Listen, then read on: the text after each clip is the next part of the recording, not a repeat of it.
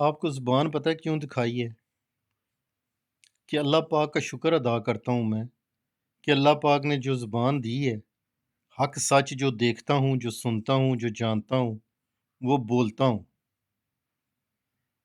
آپ لوگوں کو اللہ پاک نے زبان دی ہے، تو آپ کو چاہیے نا کہ اس کو حق سچ کی راہ پر ڈالو۔ گنگے بان کے رہو گے تو پھر اس سے تو بہتر تم سے وہ گنگے ہیں جن کی زبان ہی نہیں ہے۔ پاکستان میں بہت سارے اچھے حکیم بیٹھے ہوئے ہیں، اور ان بہت سارے اچھے حکیموں سے بہت زیادہ جعلی فراڈی نوسر باز 2 نمبر انڈر میٹرک جنہوں نے فاضل طب جرات جو ہے وہ 2-3 لاکھ روپے کی لی ہے، وہ بیٹھے ہوئے ہیں۔ گردے فارغ کرنے کی فیکٹریاں لگی ہوئی ہیں، اور ان کی سرپرستی کون کر رہا ہے؟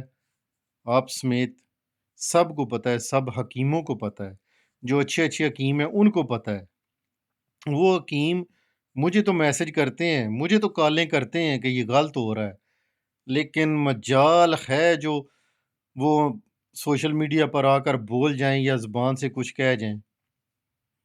میرے دوستو، اگر قیامت والے دن اللہ پاک نے پوچھ لیا تم سے کہ تم یہ سب کچھ جانتے بوجھتے بھی تو تم نے اپنی زبان کو تکلیف کیوں نہیں دی، تو پھر کیا جواب دو گے؟ ادھر تو چند دن کی زندگی ہے، بس گزر جانی ہے۔ 10 15 20 50 نہیں، 60 نہیں، 70 نہیں، 80 سال کتنا بندہ جی سکتا ہے؟ پھر ادھر کیا جواب دو گے؟ اللہ پاک جب پوچھے گا، یہ آنکھیں دی تھیں، یہ کان دیا تھا، دماغ دیا تھا، زبان دی تھی، سب کچھ دیکھتے سنتے جانتے ہوئے بھی اس سے کیوں نہیں لوگوں کو آگاہ کیا؟ اور جو ان کی سرپرستی کر رہے ہیں، ان سے میرا صرف ایک سوال ہے اور ایک ہی بات ہے کہ قیامت والے دن، روز محشر والے دن، بندے کو اپنا حساب دینا مشکل ہو جانا ہے۔ بندہ اپنا حساب نہیں دے سکے گا، اتنا سخت حساب ہوگا۔ تو آپ جو ان کی سرپرستی کر رہے ہیں، ان جو گردے فیل کرنے والے ٹھگوں کی جو سرپرستی کرتے ہیں، ان کا حساب بھی آپ کے کھاتے میں ہوگا۔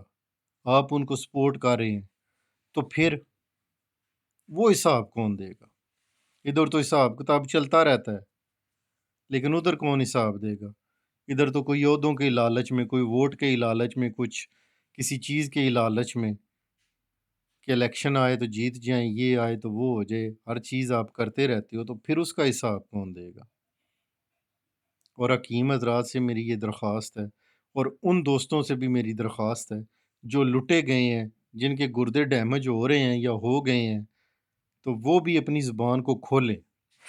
ہو سکتا ہے قیامت والے دن یہی بات آپ کے لیے وسیلہ بن جائے آپ کی بخشش کا، کہ آپ کے زبان کھولنے کی وجہ سے کوئی بندہ سیو ہو گیا ہے، بچ گیا ہے۔ آپ اپنی زبان کو کھولیں، یہ تالا جو منہ پر لگایا ہوا ہے نا، اس کو اوپن کریں۔ کوئی کسی کو منہ میں نہیں ڈالتا۔ روزی رزاق، رزق، موت، ذلت، یہ میرے اللہ پاک کے ہاتھ میں ہے۔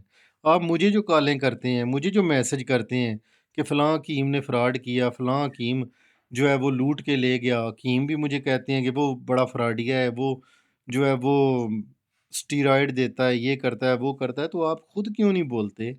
آپ کے منہ میں زبان نہیں ہے، آنکھیں نہیں ہیں، دماغ نہیں ہے، کان نہیں ہے، یا گنگے ہیں؟ یا پھر دعا کریں اللہ پاک آپ کو گنگا بنا دے۔ یہ بولنے سننے کی نعمت جو اللہ پاک نے دی ہے نا، یہ اللہ پاک نے کسی مقصد کے لیے دی ہے۔ نہیں تو ہو سکتا اللہ پاک آپ سے آنکھیں یا آپ کے کان یا آپ کی زبان، آپ کا دماغ چھین لے، تو پھر اس وقت سوچو گے کہ اس وقت میں بول دیتا، کچھ کہہ دیتا تو اچھا تھا۔ تو اس لیے آج وقت ہے، آج آپ کی آنکھیں بھی دیکھتی ہیں، زبان بھی بولتی ہے، کان بھی سنتے ہیں، دماغ بھی کام کرتا ہے، تو آج وقت ہے، آج بولیں۔ وہ سجدہ کسی کام کا نہیں ہوتا جو آپ نے کرسی پر بیٹھ کے دینا ہے۔ سجدہ وہی ہے جب آپ نے پیشانی کو زمین پر لگانا ہے، جوانی والا سجدہ۔ بڑھاپے میں جب آپ کسی کام کے نہیں رہتے تو وہ سجدے کسی کام کے نہیں ہوتے۔ اسی طرح جب آپ کی زبان، آنکھیں، دماغ یہ کام کر رہا ہے تو آپ بولیں۔ ٹھیک ہے؟ اللہ حافظ۔